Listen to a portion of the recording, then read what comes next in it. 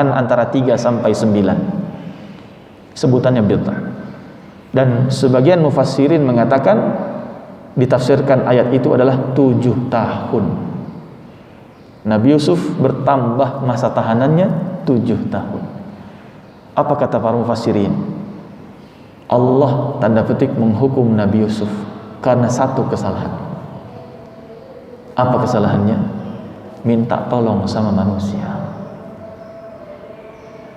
Harusnya tahun itu sudah keluar dari penjara. Hanya karena menyebut, tolong sebutkan nama saya di hadapan raja, ingatkan dia.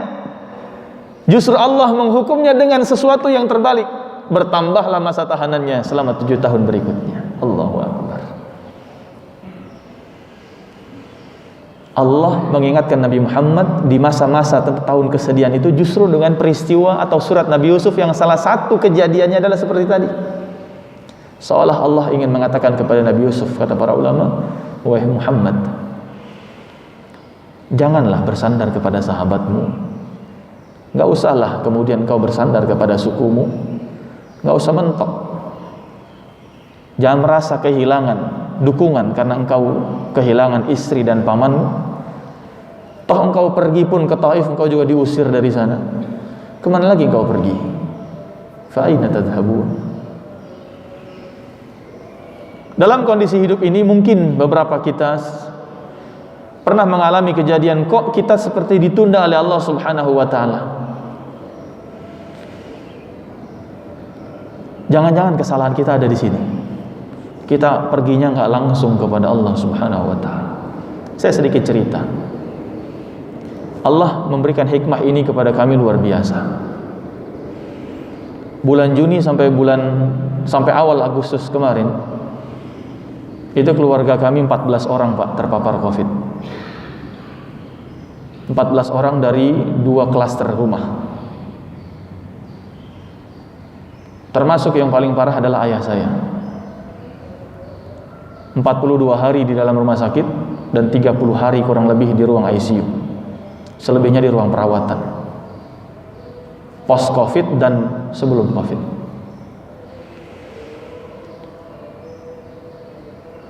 Awal mulanya ibu saya dirawat di rumah sakit Cisarua. Itu sudah sempat masuk ICU dan 10 hari di ruang ICU. Masuk hari Rabu, hari Sabtu pagi masuk ICU. Hari Rabu ke rumah sakit, Sabtu pagi ICU, Jumat malam sesak. Dan ketika itu mintanya sama Allah betul-betul. Kita ingat betul bagaimana kita mohon kepada Allah agar berikan kesembuhan kepada orang tua kami. Dikasih obat, pintu kemudahan Allah kasih. Yang obatnya saat itu nggak ada, alhamdulillah ada yang menghubungkan langsung ke Wakil Menteri Kesehatan. Obat itu bisa keluar. Sembuh, cepat pemulihannya. Ada efek positifnya gitu. Semakin ada perbaikan. Nah, ketika ayah saya masuk ke rumah sakit hari Jumat malam, 1 pekan berikutnya, kesalahan kami satu yang kami evaluasi. Sempat terucap kata-kata, tolong kasih obat yang sama sebagaimana yang pernah dikasih kepada ibu saya di rumah sakit Cisarua. Ayah saya di rumah sakit Fatmawati. Diberikanlah obat yang sama. Awal masuk ke rumah sakit semua hasil labnya bagus, ronsennya juga nggak terlalu parah. Kemudian dikasih obat itu justru semakin perburukan. Hari Selasanya masuk ruang ICU. Semua tindakan medis dilakukan. Sampai konvalesen kita, saya juga minta disebarkan WA, minta tolong mungkin ada. Dapatlah 3 donatur plasma. Tapi ternyata sudah terlambat. Karena yang efektif ternyata di hari ketiga pasca dinyatakan positif. Malah justru perburukan. Perburukan semua. CRP-nya semakin tinggi. Kemudian pembekuan darahnya semakin tinggi ya, D-dimernya. Kemudian paru-parunya semakin buruk. Luar biasa, semua semakin perburukan. Akhirnya inform konsen. menyetujui untuk tindakan CDL, namanya cuci plasma, CRRT. Dipasang alat di sininya. Jadi di sini sekarang bolong gitu, kelihatan bolongnya. Karena nggak bisa pakai yang di sini. Ini yang lebih besar pembuluh darahnya. Cuci plasma.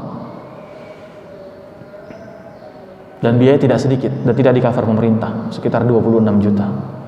3 jam cuci plasma. Tidak ada perbaikan. Kita inform konsen lagi, kita menyetujui untuk tindakan IVIG selama 5 hari. Intravena imunoglobulin. Dari sekian ribu plasma yang ada, pendonor plasma, diambil protein-protein yang terbaiknya. Dan 1 hari butuh 10 vial. 1 vial kurang lebih hampir 5 juta. Berarti sehari butuh kurang lebih 50 juta. Kita optimis bisa sembuh dengan itu. Kesalahan kita di situ. Karena limfositnya turun, antibodinya lemah, nggak bisa melawan virus. Limfosit cuma sampai 4, Pak. CD4-nya itu 85, harusnya 400 lebih. Turun. 3 pekan pertama di ICU itu di rumah sakit luar biasa. Di hari ketiga obatnya habis untuk IVIG. Rumah sakit Fatmawati nggak punya stok. Sedangkan harus 5 hari ini paling tidak, karena tidak ada perbaikan. Akses obat habis. Ada yang nawarin 10 juta per vial, per 1 vial. Berarti sehari harus 100 juta. Akhirnya atas pertolongan Allah, ada seorang dokter spesialis yang pernah diajarkan oleh bapak saya, itu 30 tahun yang lalu. Dia punya akses ke 1 pabrik obat, akhirnya minta dikeluarkan obat itu dari gudangnya. Dapatlah untuk 2 hari berikutnya. 2 hari berikutnya nggak sembuh juga, perburukan, belum ada perbaikan sama sekali yang signifikan. Akhirnya apa? Kita udah inform konsen, saturasi sudah 87, 88, mentoknya 93, capek sedikit gerak 87, 88. Kita inform konsen kalau ada apa-apa, maka ventilator. Udah 1 grup WhatsApp dikumpulkan seluruh menantu, anak dan seterusnya. Seperti mau pamitan. Beberapa wasiat dikasih tahu dan seterusnya lah. Sudah pasrah. Saya tanya sama kakak saya yang dokter, "Teh, ini kalau IVIG nggak berhasil juga, tindakan medisnya apa lagi?" Ya balik lagi, pasang CDL, cuci plasma lagi. Kalau nggak berhasil lagi, IVIG lagi. Terus saya begitu, muter di situ. Mentok kami di situ, Pak. Mentok benar-benar, nggak ngerti harus gimana. Dokter pun menyarankan macam-macam. Semakin lama di ruang ICU, semakin resiko kena jamur rumah sakit semakin tinggi. Kena bakteri rumah sakit semakin tinggi. Angka indikasi peningkatan jamur tinggi. Dikasih obat anti jamur, dikasih obat antibakteri, antibiotik, semakin juga kelihatan ada perburukannya. Akhirnya obat dikurangin, stop, antibakterinya, anti jamurnya stop aja. Kemana kemudian kita datang? Subhanallah, alhamdulillah, la haula wala quwwata illa billah, semua karena Allah. Kemudian coba kami mengambil satu ikhtiar, yaitu khataman Al-Quran. Kami sepakat di keluarga, alhamdulillah, seminggu 2 kali khataman Quran. Hari Jumat sore dan juga hari Senin sore. Jadi per 4 hari dan per 3 hari khataman. Bagi-bagi juz. Semua menantu, semua anak, semua dilibatkan. Ipar-ipar.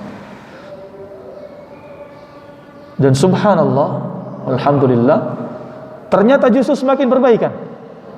Limfosit naik ke 6, ke 8, ke 12, sampai dinyatakan negatif itu sudah 18, minimal 20. CRP dari 10 itu turun terus, karena harusnya 0,05 kalau tidak salah, turun terus. Leukositnya juga semakin turun, prokalsitoninnya turun, semualah tanda-tanda ada infeksi dalam tubuhnya semakin menurun. Dan saya ingin katakan apa? Semua karena Allah. Kuncinya fa aina tadhhabun. Kalau sudah mentok, ya semua obat sudah mentok, siapa lagi yang menyembuhkan kecuali Allah? Dan kesalahan kami, satu tadi saya evaluasi, adalah percaya terhadap obat yang pernah atas izin Allah menyembuhkan ibu saya sebelumnya. Ternyata dengan obat yang sama harusnya mungkin sembuh, tapi ada ketergantungan kepada itu, kecondongan hati menganggap bahwa itu yang bisa menyembuhkan. Salah besar. Nabi Yusuf ditegur oleh Allah dan Allah pun menegur kami. Sederhananya adalah dalam setiap kondisi sur'atul luju', cepatnya kita kembali kepada Allah, memberikan sur'atul ijabah, cepatnya jawaban dari Allah Subhanahu wa taala. Lihatlah konsepsi tentang doa. Wa idza sa'alaka 'ibadi 'anni fa inni qarib ujibu da'watad da'i idza da'an falyastajibu li. Sebelum iman, sebelum perintah beriman, Allah perintahkan falyastajibu li, segera datang kepada Allah, segera jawab setiap seruan Allah. Maka ujibu da'watad da'i idza da'an, pasti aku kabulkan doa itu dengan cepat. Kesalahan manusia datangnya bukan kepada Allah Subhanahu wa taala. Ini yang pertama Allah tegur kepada Nabi Muhammad sallallahu alaihi wasallam melalui kisah Nabi Yusuf. Yang kedua, ikhwatal iman yang dimuliakan Allah, Allah turunkan di tahun 11 kenabian berikutnya adalah satu kisah, satu surat, yaitu surat Nuh alaihi salatu wassalam, juz 29, yang sama dengan surat Yusuf. Surat Nuh ini dari awal surat Allah sudah sebutkan nama Nuh. Inna arsalna Nuhan ila qaumihi, sungguh kami mengutus Nuh kepada kaumnya. Sampai akhir surat juga masih tentang Nabi Nuh, yaitu doa Nabi Nuh. Sama kayak Yusuf, dari awal sampai akhir tentang Yusuf. Nuh dari awal sampai akhir tentang Nuh. Di dalam surat Nuh, pendidikan dari Allah, tarbiyah dari Allah luar biasa kepada Nabi Nuh. Kondisi mentok, ngadu sama Allah, udah ngadu, udah ngeluh. Ya Allah, da'utu qaumi lailan wa nahara, saya sudah dakwah itu siang dan malam. Inni da'utuhum jihara, saya sudah dakwah terang-terangan. Inni alantu lahum wa asrartu lahum israra, saya sudah umumkan dakwah, saya sudah dakwah secara sembunyi-sembunyi juga. Semua metode dan cara dakwah sudah saya lakukan. Saya dakwah sudah siang dan malam, dan 950 tahun. Alfa sanatin illa khamsina aman, 1000 tahun minus 50, 950 tahun. Falam yazidhum du'ai illa firara. Mentok ya Allah, enggak nambah-nambah jumlah yang nerima dakwah saya, justru yang nambah mereka bertambah, semakin kufur dan semakin menjauh dari dakwah saya. Allah mengingatkan Nabi melalui kisah Nabi Nuh. Ada 3 hal Allah mengingatkan Nabi Muhammad SAW. Wahai Muhammad, engkau ini dakwah baru 11 tahun, karena surat Nuh Allah turunkan di tahun ke-11. Nuh nabiku, saudaramu, itu dakwahnya 950 tahun, engkau baru 11 tahun. Allah menghibur Nabi, belum ada apa-apanya. Yang kedua, 950 tahun Nabi Nuh berdakwah, yang menerima dakwahnya tidak lebih dari 50 orang. Engkau wahai Muhammad 11 tahun berdakwah, yang menerima dakwahmu sudah 70 orang lebih. Karena yang hijrah ke Habasyah jilid 2 itu 76 orang kurang lebih. Jumlahnya lebih banyak engkau dibanding Nabi Nuh. Allah menghibur Nabi. Dan yang ketiga, Nabi Nuh itu dakwahnya udah siang malam, semua metode dia dilakukan, semua cara sudah dilakukan. Engkau dakwahmu belum siang malam, malammu masih qumil laila illa qalila, malammu masih qiyamul lail kepadaku. Dia malamnya juga berdakwah. Dini hari, pagi buta, tengah malam, larut malam, duha, siang, sore, petang, semuanya dakwah. Engkau enggak segitunya juga kok. Semua metode belum kau lakukan, semua cara belum kau lakukan, belum juga ada syariat jihad lagi. Tapi Allah bagaimana mendidik Nabi Nuh dalam kondisi buntu tadi? Ayat berikutnya, faqultu astaghfiru rabbakum innahu kana ghaffar. Perintahnya cuma satu, maka aku katakan kepada Nuh, istaghfiru rabbakum, banyakin istighfar. Subhanallah, dalam kondisi mentok yang disuruh sama Allah banyakin istighfar. Al-Hasan al-Basri, seorang ulama tabi'in, pernah ditanya, wahai imam, bagaimana kalau ada orang sudah bangun malam itu badannya terpaku, nggak mau sama sekali ngambil air wudhu dan sholat. Udah bangun, yang lihat handphone, oh baca grup WhatsApp. Udah bangun, udah masuk kamar mandi, pipis, nggak juga nyempetin air, ngambil air wudhu dan juga sholat. Udah bangun, alarm berbunyi, yang ada dimatikan alarmnya. Kenapa ada orang sudah bangun tengah malam tapi tidak tergerak hatinya melakukan kebaikan? Kaku. Apa kata beliau? Orang itu sedang terjerat dosanya. Jadi ternyata yang membuat kita tidak mendapatkan solusi itu adalah dosa kita sendiri. Makanya Allah perintahkan kepada Nuh, istaghfiru rabbakum. Dan sejak saat itu Rasulullah SAW senantiasa mendawamkan istighfar. Dalam riwayat hadis dikatakan Rasul beristighfar kepada Allah setiap hari, dikatakan 70 kali, riwayat lain mengatakan 100 kali. Untuk apa? Apakah Nabi berdosa? Tidak. Agar Nabi mendapatkan ketenangan hati dan batin, supaya tidak merasa buntu lagi, supaya selalu mendapatkan backup dari Allah Subhanahu wa ta'ala. Apapun permasalahan, apapun ujian, Allah yang langsung kasih solusi dengan istighfar. Yursilis samaa 'alaikum midrara wa yumdidkum bi amwalin wa banin wa yaj'al lakum jannatin wa yaj'al lakum anhara. Seolah Allah ingin memberikan teguran kepada Nabi, wahai Muhammad, engkau bersandar kepada sahabatmu itu salah. Engkau bersandar kepada kaummu itu salah. Engkau bersandar kepada istri dan pamanmu salah. Engkau pergi ke Taif itu salah. Bersandar kepada mereka dan minta mereka menerimamu salah. Dakwah itu dakwah saja, kerjakan saja, ajak mereka, seru mereka. Masalah penerimaan bukan urusanmu. Tapi ada kecondongan dan kecenderungan hati meminta pertolongan kepada mereka, berharap agar mereka menjadi tempat perlindunganmu dan seterusnya, itu salah. Istaghfiru rabbakum, istighfarlah. Subhanallah. Enggak repot-repot ternyata. Solusi dari Allah itu gampang aja. Pertama, suratul luju, supaya masa tahanan kita nggak ditambah sama Allah, kira-kira gitu. Apakah Covid ini Allah tambah 7 tahun lagi, kita nggak tahu. Sebagaimana Nabi Yusuf.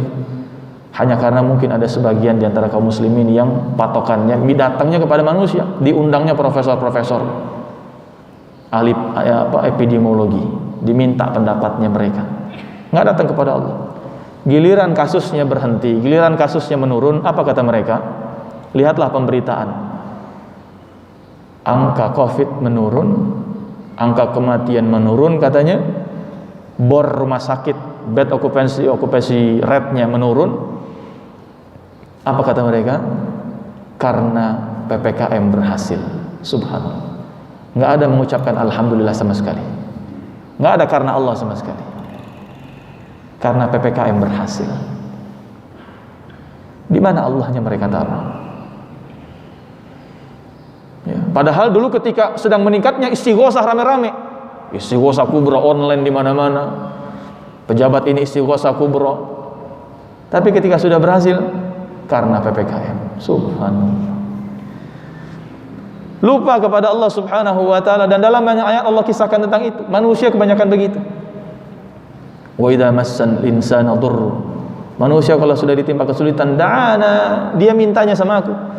Tapi kalau sudah lepas, kembali lupa sama aku, kata Allah. Wal iyadu billah. Ini 2 kisah. Yang ketiga secara singkat karena sudah jam 6. Di antara tahun 10 sampai tahun 13 kenabian, Allah turunkan kisah yang namanya paling sering Allah sebutkan dalam Al-Quran, dan kisahnya paling sering Allah sebutkan dalam Al-Quran, yaitu nama Musa dan kisah Bani Israel. Ayat-ayat tentang Musa, kisah-kisah tentang Musa, Allah sering turunkan di antara tahun-tahun ini. Kenapa? Karena Allah minta Nabi belajar dari Nabi Musa. Kalau sudah mentok, kenapa sih kamu mentok? Belajarlah dari Nabi Musa. Kata para ulama ada 4 hal. Yang pertama, wahai Muhammad, Nabiku Musa itu lidahnya cadel. Lidahnya tuh ngomongnya nggak bener gitu, nggak bisa ngomong lancar.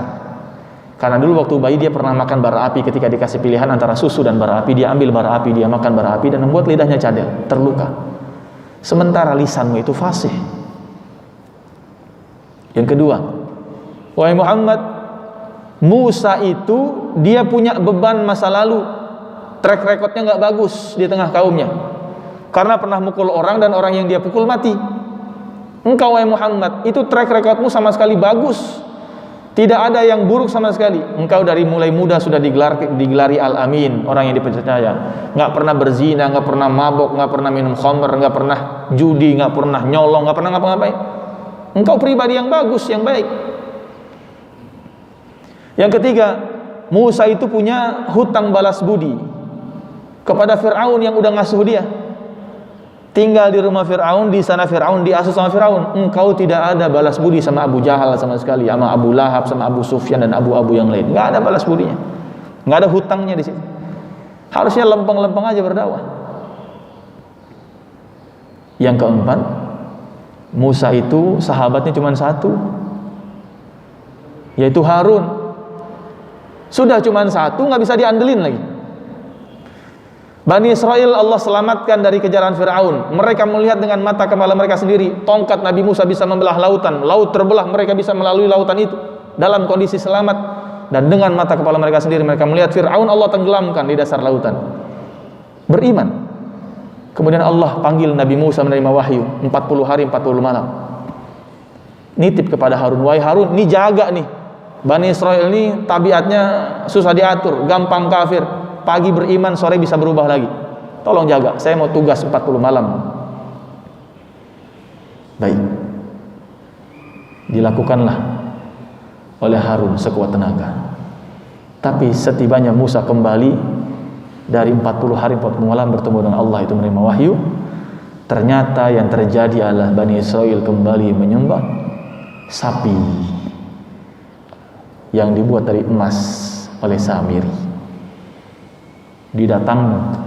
Didatangilah Harun itu, diangkat bajunya, diangkat jenggotnya, diangkat kepalanya, ditarik jenggotnya, diangkat kepalanya. Bagaimana tuh kira-kira? Gitu. La ta'khudh bi lihyati wala bi ra'si, kata Harun, Allah berikan dalam Al-Qur'an. Wahai Musa, jangan kau tarik jenggotku, jangan kau angkat kepalaku. Nabi Musa marah. Baru dititipin sebentar udah enggak benar gitu kira-kira, enggak bisa diandelin. Tapi engkau wahai Muhammad, sahabat-sahabatmu itu setia-setia. Harta mereka korbankan, jiwa mereka korbankan, jumlahnya pun banyak. Talha bin Ubaidillah dalam perang Uhud, jarinya putus hanya karena menangkis beberapa anak panah yang menyasar kepada Nabi. Abu Ubaidah bin Jarrah, 2 giginya tanggal karena mencabut serpihan pedang yang menancap di pipi Nabi. Zubair bin Awam dalam perang Uhud menjadi tameng hidupnya Nabi, perisai hidupnya Nabi. Siapapun yang mau menyasar Nabi dengan pedangnya dan apapun menghadapi Zubair bin Awam. Abu Bakar As-Siddiq, 70 orang kurang lebih budak yang beliau bebaskan dengan hartanya. Wahai Muhammad, sahabatmu banyak, setia-setia, rela berkorban harta dan jiwa. Musa cuma satu. Apa poin yang Allah ingin sampaikan? Kenapa Allah sampai turunkan kisah Nabi Musa kepada Muhammad SAW? Dalam kondisi mentok itu, biasanya yang kita evaluasi adalah kekurangan. Kenapa saya begini? Tapi kita jarang mensyukuri yang sudah Allah berikan. Padahal semakin kita mensyukuri, Allah tambah terus. Mungkin hanya bertambah angkanya limfositnya dari 4 menjadi 6, nambah 2 doang, syukuri 2 itu.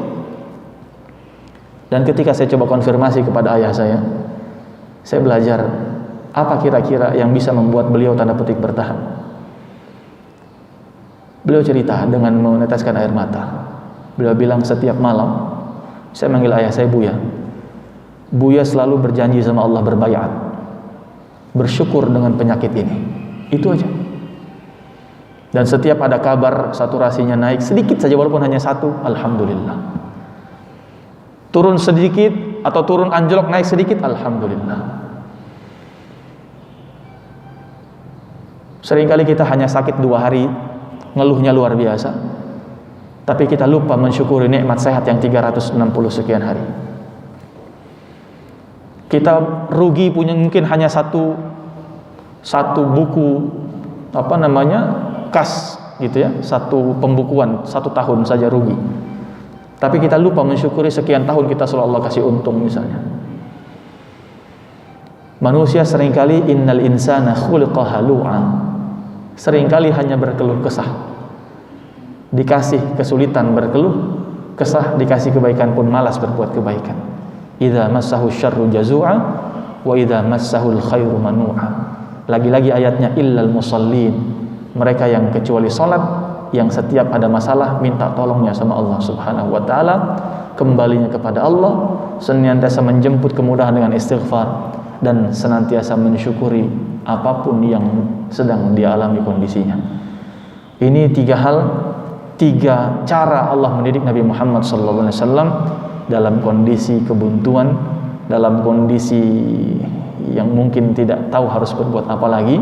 Dan mudah-mudahan prinsip hidup tentang fa inna tadhhabun, kemana kita akan pergi, maka ingatlah jawaban Nabi Ibrahim, inni dzahibun ila rabbi sayahdi, hanya kepada Tuhanku saya akan kembali dan saya akan pergi, karena Dia yang pasti ngasih saya petunjuk. Mudah-mudahan ada manfaatnya. Aku qouli hadza wa astaghfirullah li wa lakum, wabillahi taufiq wal hidayah. Assalamu alaikum warahmatullahi wabarakatuh.